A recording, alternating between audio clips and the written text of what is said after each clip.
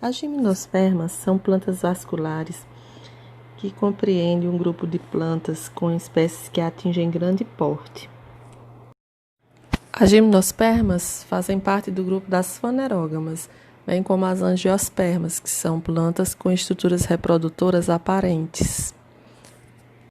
O nome gimnospermas se refere ao termo semente nua, isso porque as sementes são desprovidas de uma cobertura de reserva de açúcares, como ocorre nos frutos das angiospermas. Acredita-se que o processo de evolução de pteridófitas para gimnospermas surgiu na era paleozoica superior, onde plantas com características intermediárias entre as vasculares sem semente, que eram pteridófitas, e vasculares com sementes, que são as gimnospermas, começaram a surgir. Eram as chamadas progimnospermas. O surgimento das plantas gimnospermas, que são plantas com raiz, caule, folhas e semente, deu-se no período devoniano. As gimnospermas eram as principais fontes de alimentação dos grandes dinossauros herbívoros na era mesozoica. Durante esse período, elas tiveram um processo de expansão e dominavam a parte terrestre do planeta, como plantas superiores. Os elementos reprodutores das gimnospermas são chamados de estróbilos. Existe tanto a formação de estróbilo feminino, que ocorre o ano todo, e também a formação de estróbilos masculinos, que ocorre nos períodos entre agosto e janeiro. As gimnospermas também são chamadas de coníferas, isso porque seus estróbilos têm um formato de cone. Ainda em relação aos estróbilos, podemos ter plantas com os dois estróbilos ao mesmo tempo, o feminino e o masculino. Dizemos assim que essas plantas são monóicas, que é a condição em que um mesmo indivíduo possui tanto a estrutura reprodutora masculina quanto a feminina. Mas também podemos encontrar indivíduos dentro das gimnospermas com sexos separados, ou seja, você vai ter uma planta somente com estróbilo feminino e outra somente com estróbilo masculino. Essas são as plantas que dizemos que são dioicas, que é a situação na qual cada indivíduo vai desenvolver sua própria estrutura reprodutora com apenas um sexo, ou masculino ou feminino. Como já citado aqui, uma das características das gimnospermas é o porte. São sempre plantas de médio e grande porte. Destacam-se plantas como, por exemplo, as sequoias, que são plantas que vivem em clima temperado e que podem chegar a atingir cerca de até 70 metros de altura e que podem também passar dos 3.000 anos de idade.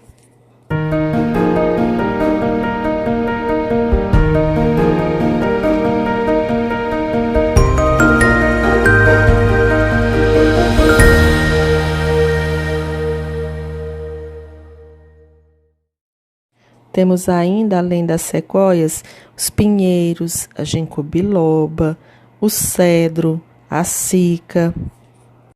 A espécie mais representativa no Brasil é o pinheiro do Paraná, ou araucária. Esse pinheiro, ele forma a floresta da araucária, que em tempos anteriores já chegou a ocupar cerca de 20 milhões de hectares entre sul e sudeste do Brasil. Atualmente, elas ocupam apenas cerca de 2% dessa área, sendo que foram imensamente desmatadas porque é uma planta cuja madeira é utilizada em construções, devido também à questão da ocupação humana do espaço, e por ter alto poder calorífico, é muito utilizada em caldeiras e locomotivas, embarcações e em fogareiros domésticos. A principal característica dessas plantas foi o surgimento das sementes.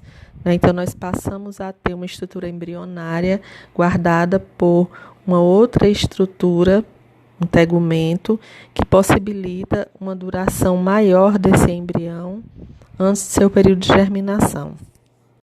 O ciclo de vida das gimnospermas, assim como nos demais grupos já estudados até aqui, também se desenvolve em fases esporofíticas e gametofíticas. As plantas em si correspondem ao esporófito.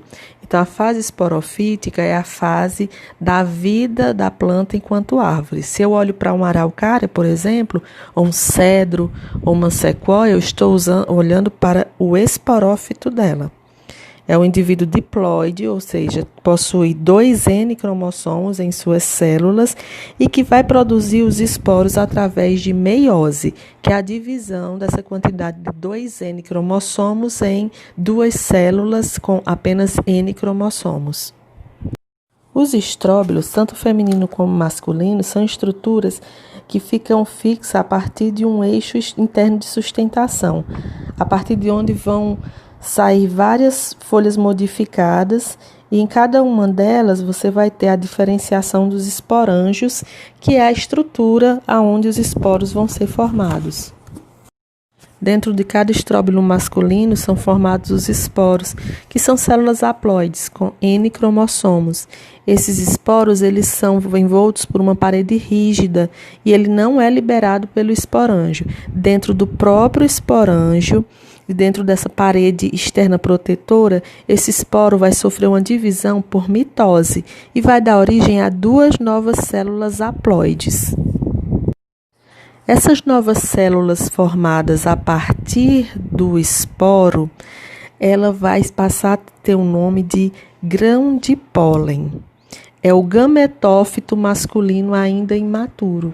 Então, o gametófito vai se formar a partir do esporo. Inicia-se, então, a fase gametofítica da planta, dentro dos estróbilos. Os grãos de pólen são células que são dotadas de pequenos sacos aéreos que possibilitam que eles sejam levados a grandes distâncias através do vento, ou mesmo carregados por insetos, outros animais polinizadores. Então, quando chega a época da reprodução, os grãos de pólen eles são liberados de dentro do estróbilo masculino e são levados, principalmente pelo vento, podendo chegar até um estróbilo feminino. E dentro desse estróbilo feminino vai estar quem? O óvulo. Isso é o que nós chamamos de polinização. Quando a polinização ocorre pelo vento, quando o pólen é levado pelo ar, nós dizemos que ocorreu uma polinização por anemofilia, onde esse termo anemo significa vento e filia é uma palavra que significa atração ou amizade. Dentro do esporângio, iniciará-se a formação de esporos por meiose. E eles também, assim como no masculino, não vão ser liberados de dentro do estróbilo. Já no estróbilo feminino, os esporângios eles têm como proteção um tecido de revestimento que é chamado de tegumento. E o conjunto de esporângio, somado com esse tegumento, que é esse revestimento, a gente chama de óvulo. Então, vamos repetir. O que é o óvulo das gimnospermas? O óvulo é a estrutura que fica dentro do estróbilo feminino. É o esporângio revestido por um tecido chamado de tegumento. Somente quando o grão de pólen se encaixar no estróbilo feminino, no óvulo, é que o esporo que está dentro do óvulo vai germinar. E aí sim ele vai sofrer uma mitose, originando um conjunto de células haploide com N cromossomos e finalmente vai surgir o gametófito feminino. E aí, dentro desse gametófito, algumas células vão se diferenciar, dando origem aos gametas, que são as zoosferas. Vamos recapitular. Dentro do estróbilo feminino tem uma estrutura chamada de óvulo. Esse óvulo fica esperando que chegue um grão de pólen, que é o gametófito masculino, e que ele se encaixe na sua parte superior. Somente quando ocorre a polinização é que o óvulo sofrerá meiose, uma divisão celular, e dessas células novas formadas é que surgirá a oosfera, que é o gameta feminino. Quanto ao grão de pólen, que é o gametófito masculino, as suas células também vão sofrer uma diferenciação. A célula inferior do grão de pólen é chamada de célula do tubo. Por quê? Porque quando ela encosta no óvulo, ela começa a se esticar em direção ao interior dele, formando um tubo. É o tubo polínico. Acima da célula do tubo, dentro do grão de pólen, está a célula espermática, que é o gameta masculino. Quando o tubo polínico atinge a oosfera, essa célula espermática escorrega por ele, desce por ele, atinge a oosfera e a fecunda. E aí, finalmente, nós vamos ter a formação de um zigoto diploide. E a partir dele se originará um embrião. Então, com a fecundação encerrada, o óvulo dará origem à semente. O zigoto, que está no seu interior, vai ter dado origem já ao embrião, e todo o restante da estrutura do óvulo, bem como o seu tegumento, vai ser o restante da semente, vai corresponder ao tecido nutritivo, que irá manter vivo e nutrido o embrião, e a casca da semente, que corresponde ao tegumento que envolvia o óvulo. Essa semente, então, ela vai se desprender do estróbilo feminino, que nós chamamos de pinha, e essa semente vai cair no solo ou em algum substrato. Dependendo das condições, encontrando condições adequadas, esse embrião vai germinar de dentro da semente. E aí aparecerá uma nova planta, que será novamente a fase esporofítica, reiniciando o ciclo. Espero que vocês tenham compreendido o assunto e até a nossa próxima aula com as angiospermas, segundo grupo das plantas fanerógamas.